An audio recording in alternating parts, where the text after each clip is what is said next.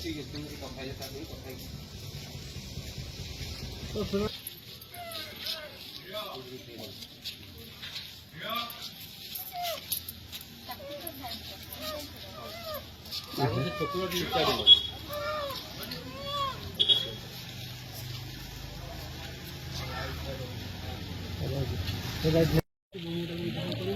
किंतु जो न मानी तेणु आम इज्जत को बंचे आमको आम सहित बोह करके नौ बोली प्रतिश्रुति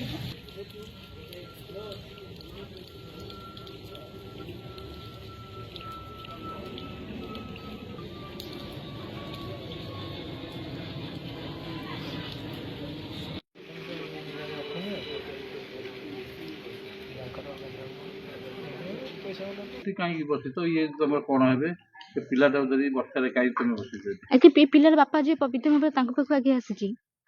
सी मत भल पाई सी मो सहित फिजिकाली से थे मुझे कही मो अनाथ मु गोटे अनाथ आश्रम मनुष्य से मत फेसबुक भल पाई सी भी मत कथा देते नाई मोर मो घर सान पुओ मो बो मत जो मुझे हाँ मो बो से हाँ तो मुझे कहली कि तुम ब्राह्मण कास्ट जमी मोर टे छोट जाति तुम घर लोग राजी हेनी तो से पुआटा पवित्र मत कहीदे नाई मुझे कथा दूसरी मुझे तो मैरिज करी तेणु भुवनेश्वर आसी से मत फिजिकाली बहुत थे नहीं कि दिथर नहीं बहुत रखुन फिजिकाली सी बेले बेले मुझे भड़ा रोली सी भी प्राय आसती मो पाखक बेले बेले रात्रि भी रही जाती बेले बेले रुहन सी फिजिकाली जो मो डेली मो पेट छुआ रहा सी मो पिला को नष्ट करदे कहते कि से ग्रहण कली ना जेहेतु मु अनाथ मोर आगु कहीं नहीं पचुकनी तापर मो प्रेग्नेंट थाई कि सी आ गोटे झील सहित रिलेसन रखिली से झील ना गोटे से केन्द्रापड़र से झील प्रथम सुसाइड कर देछि जदि आपने भी चाहिए मुझे तार सब मैंने तार सब अच्छी वीडियो सब मुझे देदेवी किंतु बर्तमान मुझे आसी मो पिलार मु नाई पाइबा आसी आज्ञा मोर मु अनमेरिड मु मैरिज करनी आज्ञा आज मु को समाज को मुह केମିତି देखेबी आज्ञा आपण माने कहतु मत जहाँ भी न्याय दरकार मोर आगु कि बापा माँ कि भाई बहन मोर केही भी ना आज्ञा मु अनाथ मु आसते लगे बाटा मु तथापि राति सारा बसी आज्ञा ये मु राति सारा बसी मु पवित्र पवित्र घर अच्छी मु आसती घर मु प्रथम कहली चिंटू मु चिंटू चिंटू आसी कबाटा बाड़ेली माँ आसी कहले कि कौन है कहीं कबाटा बाड़ुचु मु कहली कि मोर चिंटू सहित मोर काम अच्छी माँ मत कहले कि एत कांड हो सारा पर फोन कर आस पिला धरिकी चिंटूर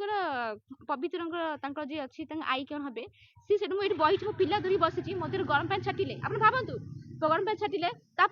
मत एत अभद्र भाषा मत गाईदे मत बेसिया कहले रांधी कहले छतरी कहले आप भावतु मु कौन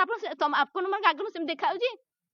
आज जदि मो पिला जो नाई न मिल मुझे जी मो पिला धरी कौड़ी जी पिला अच्छी तारी मुझे दाबी कर पिला अच्छी तारी मो सहित फिजिकाल मुझे पाखे सही ना गया मु जोड़ी भड़ा रही जोड़ी भी थी से पिला आसी जदि आप चाहिए मुझे भी दाबी कर भी प्रमाण देखी पिला को प्रमाण देखिए से पिला आसी कि मो गुड़िया पकड़ रोती मोर पवित्र सहित फेसबुक चिन्ह पचाई से फेसबुक रे मो मेसेज करते मु मेसेज सहित तो से भल पाइली सी भी आसते कटक थर देखा कर आसते किंतु पुलिस कौन पैसा को एमाने पैसा दाबी आज्ञा एमे मते भी कहउछ पैसा फोपाडे किंतु मो पैसा मो पे बड़ आज्ञा नुहे मो पे मो पिला भविष्य आज्ञा अछि तार पाठ पढ़ झियो ई पुआ पिला ही नुहे मो तार भविष्य आज्ञा अछि मु झियो भविष्य मुनी कोन करबी मु निजे अनाथ मु पिला नै काहू कोन करबी आज्ञा मु कोठु आनी पैसा ता कोठी मु मैरिज करबी कोन पाठ पढ़बी आज्ञा कोठी रहिबी मोर किछि डिबानी मोते पिलार पैसा देखे मते मोर नाई चाहूछ आज्ञा मोर किछि दरकार मो पिलार नाय दरकार ता बापार पैसा दरकार मु से पिला डाकुची कि से पिला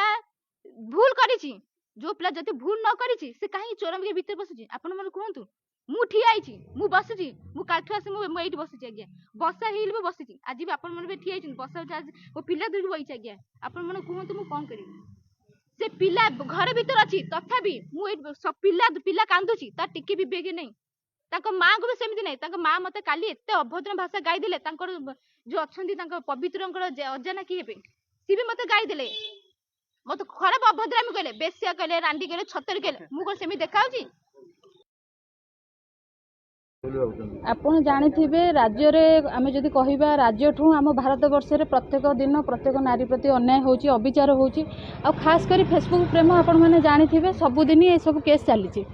କିନ୍ତୁ ଆମେ ଏଇ ଜାଗାରେ ଯଦି ଦେଖିବା, ଇଏ ଗୋଟିଏ ଝିଅଟି ହେଉଛି ଅନାଥ, ଆର କେହି ନାହାନ୍ତି। ସିଏ ପୁଅ ସବୁ ଜାଣିଲା ସତ୍ତ୍ୱେ ବି ଏ ଝିଅକୁ ଲଭ୍ କରିଛି। ତାକୁ ଯେତେବେଳେ ପ୍ରେମ କଲା ସେ ଝିଅ ବି ତାକୁ କହିଛି ଯେ ମୁଁ ଜାତିରେ କାଷ୍ଟରେ ଛୋଟ, ତମେ ବ୍ରାହ୍ମଣ, ତମେ ମୋତେ ଆକ୍ସେପ୍ଟ କରିବନି। ତାପରେ ବି ସେ ତା ତ ଫିଜିକାଲି ରିଲେସନସିପ୍ ରଖିଲା ପରେ ବି ଛୁଆଟି ଯେତେବେଳେ ମାନେ ପ୍ରେଗନେଣ୍ଟ ହେଲା ଝିଅଟି, ତାପରେ ବି ମଧ୍ୟ ଯେତେବେଳେ କମ୍ପ୍ରମାଇଜ୍ ତାଙ୍କର ହେଇଛି ଥାନାରେ ସବୁ କିଛି ବଳପୂର୍ବକ ଭାବରେ ପ୍ରଦୀପ ଦାସ ଯିଏ ତାଙ୍କର ମଳାସୁର, ସେ ପୁଅର ମାମୁଁ ଯିଏ, ସିଏ ତାକୁ ଏମିତି ବଳପୂର୍ବକ ଭାଗରେ ସେମାନେ ଥାନାରେ କମ୍ପ୍ରମାଇଜ୍ କରାଇଛନ୍ତି। ସବୁ କିଛି ସରିଲା ପରେ ବି ସେ ପୁଅ ତା ସହିତ ଯାଇକି ପୁଣି ବି ରହିଛି। ତା ମାନେ କୋଉଠି ନା କୋଉଠି ଦେଖାଯାଉଛି ଯେ ପୁଅର ଝିଅ ପ୍ରତି ୱିକନେସ୍ ଅଛି। ତାପରେ ପୁଅ ଗୋଟିଏ ନୁହଁ, ପୁଅ ଝିଅ ସହିତ ରିଲେସନସିପ୍ ରଖିଲା ପରେ ଆଉ ଗୋଟେ ଝିଅର ଜୀବନ ନଷ୍ଟ କରିଛି। ଆଜି ବି ସେ ଝିଅର ଭାଇ ସହିତ ମୁଁ କଥା ହେଉଥିଲି, ସେ ପୁଅ ପାଇଁ ସେ ଝିଅଟି ସୁଇସାଇଡ୍ ବି ଲାଷ୍ଟକୁ କଲା, ଗୋଟେ ଷ୍ଟୁଡେଣ୍ଟଟେ। ତ ଇଏ ପୁଅ କୌଣସି ପ୍ରାକୃତିକ ରୋମିଓଟିଏ ଜଣାହେଉଛି ଏଠି ଯେ ସେ ଗୋଟିଏ ଝିଅର ସନ୍ତୁଷ୍ଟ ନାହିଁ। ପ୍ରଥମ କଥା ହେଉଛି ଇଏ ଝିଅଟି ହେଉଛି ଗୋଟେ ଅନାଥ। ଇଏ ବର୍ତ୍ତମାନ କାହାର ହବ? ଗୋଟେ ଅନାଥ ଆଶ୍ରମରୁ ଯେତେବେଳେ ଛୁଆଟି ବଢ଼ିକିରି ଆସିଛି, ତାର କେହି ନାହାନ୍ତି, ସେ କ'ଣ ଇଏ ଛୁଆଟିକୁ ଯେଉଁ ଜନ୍ମ କରିଛି ତାକୁ ସେ ଅନାଥ ଆଶ୍ରମ ନେଇକି ଯିବ କି? ଇଏ ଯେଉଁଠି ବି କେସ୍ ଦେଇଛି ସେମାନେ କହୁଛନ୍ତି ସାଧାରଣ। ଛୁଆଟି ଚାହୁଁଛି ଯେ ମୋ ଛୁଆର କେମିତି ମାନେ ବାପର ପରିଚୟ ମିଳୁ। କାଲି ଆଗାମୀ ଦିନରେ ଯେତେବେଳେ ତାର ବାପର ପରିଚୟ ତାକୁ ମାଗିବେ, ସେ କ'ଣ ଦେବ? ସିଏ ତା ବାପର ପରିଚୟ ଦେଇକି ଅନାଥ ଆଶ୍ରମ ସିନା ବଢ଼ିଛି, ତା ବାପର ପରିଚୟ ସେ କେଉଁଠୁ ପାଇବ? ତ ଏଇଠି ମୁଁ କହି ରଖିବାକୁ ଚାହେଁ ସାମାଜିକ କର୍ମୀ ହିସାବରେ, ଯଦି ପୁଅଟି ତାକୁ ଗ୍ରହଣ ନ କରୁଛି ତାହେଲେ ଆଗାମୀ ଦିନରେ ବହୁତ ଭଲ ଭାବରେ ମାନେ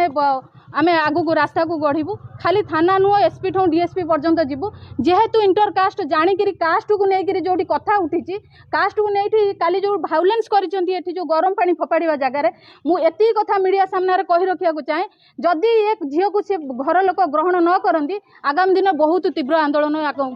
ପାଇଁ ମାନେ ରାଜରାସ୍ତାକୁ ଓହ୍ଲାଇବା ପାଇଁ ସବୁ ମହିଳାମାନେ ଆପଣମାନେ ଦେଖୁଥିବେ ଅଲଗା ସଂଗଠନ ମଧ୍ୟ ସାହାଯ୍ୟ କରୁଛନ୍ତି। ଆମେ ମଧ୍ୟ ତା ଲାଷ୍ଟ ପର୍ଯ୍ୟନ୍ତ ତା ସାଙ୍ଗରେ ଅଛୁ। ଦେଖନ୍ତୁ, ଏଇ ଯୋଉ ପୂର୍ବ ଶାସନରେ ଯୋଉ ଘଟଣାଟି ବର୍ତ୍ତମାନ ଘଟିଛି ତାହା ଅତ୍ୟନ୍ତ ଲଜ୍ଜାଜନକ ଏବଂ ନିନ୍ଦାଜନକ ମଧ୍ୟ ଘଟଣା। ଯୋଉ ଝିଅଟି ଏଠି ବସିଛି ତାର କୋଳରେ 20 ଦିନର ଶିଶୁକୁ ଧରି ତାର ପ୍ରିୟଙ୍କା ରେଡ୍ଡି, ଯିଏକି ଜଣେ ଅନାଥ ଆଶ୍ରମରେ ବଢିଛି, ଏବଂ ଯୋଉ ଫେସବୁକରେ ପ୍ରେମ ନିବେଦନ କରିବା ଏବଂ ତାର ଅନିଚ୍ଛା ସତ୍ତ୍ୱେ ବାରମ୍ବାର ତା ସହିତ ଶାରୀରିକ ସମ୍ପର୍କ ରଖି ତାର କୋଳରେ ଯୋଉ ଆଜି 20 ଦିନର ଶିଶୁକୁ ଧରିକି ବର୍ତ୍ତମାନ ତାର ପୁଅର ଘର ସାମ୍ନାରେ ଝିଅଟି କାଲିଠାରୁ ବସିଛି ବର୍ଷାରେ ଓଦା ହେଇକି ନିଜର ହକ୍ ଅଧିକାର ପାଇଁ। କିନ୍ତୁ ଯୋଉ ନିଜର ପରିଚୟ ମାଗିଲା ବେଳେ, ନିଜର ଅଧିକାର ମାଗିଲା ବେଳେ ତା ଉପରକୁ ଗରମ ପାଣି ଫୋପାଡ଼ିବା, ଏଇଟା ଅତ୍ୟନ୍ତ ଗୋଟେ ଲଜ୍ଜାଜନକ ଘଟଣା। ତେଣୁକରି ଏଇ ବାବଦରେ ଆମେ ଯୋଉ IAC ଅଛନ୍ତି ବର୍ତ୍ତମାନ ପିପିଲି ଥାନାର IAC, ତାଙ୍କୁ ଅନୁରୋଧ କରୁଛୁ ଏ ଘଟଣାରେ ତୁରନ୍ତ କାର୍ଯ୍ୟାନୁଷ୍ଠାନ ନିଅନ୍ତୁ। ଏବଂ ଆମେ ମଧ୍ୟ ଆମର ସଂଗଠନ ଜାତୀୟ ଦଳିତ ଆଦିବାସୀ ମାଇନରିଟି ମହାସଂଘ ତରଫରୁ ପିପିଲି ଥାନାରେ ଏକ ଅଭିଯୋଗ କରିବୁ। ଯେପର୍ଯ୍ୟନ୍ତ ଏଇ ପିଲାଟିକୁ ନ୍ୟାୟ ନ ମିଳିଛି, ତାକୁ ଘରରେ ବୋହୁର ସ୍ୱୀକୃତି ନ ଦିଆଯାଇଛି, ପିଲାକୁ ତାର ବାପର ପରିଚୟ ନ ଦିଆଯାଇଛି, ସେତେ ପର୍ଯ୍ୟନ୍ତ ଆମେ ମଧ୍ୟ ଝିଅ ସହିତ ଏଠି ଧାରଣାରେ ବସିବୁ। ଏବଂ ତାପରେ ଯଦି ଆକୁ ନ୍ୟାୟ ନ ମିଳେ, ଏହି ଘଟଣାକୁ କେନ୍ଦ୍ର କରିକି ପଲ୍ଲୀରୁ ଦିଲ୍ଲୀ ପର୍ଯ୍ୟନ୍ତ ସଂଗଠନ ଆନ୍ଦୋଳନ କରିବା ପାଇଁ ପ୍ରସ୍ତୁତ ଅଛି।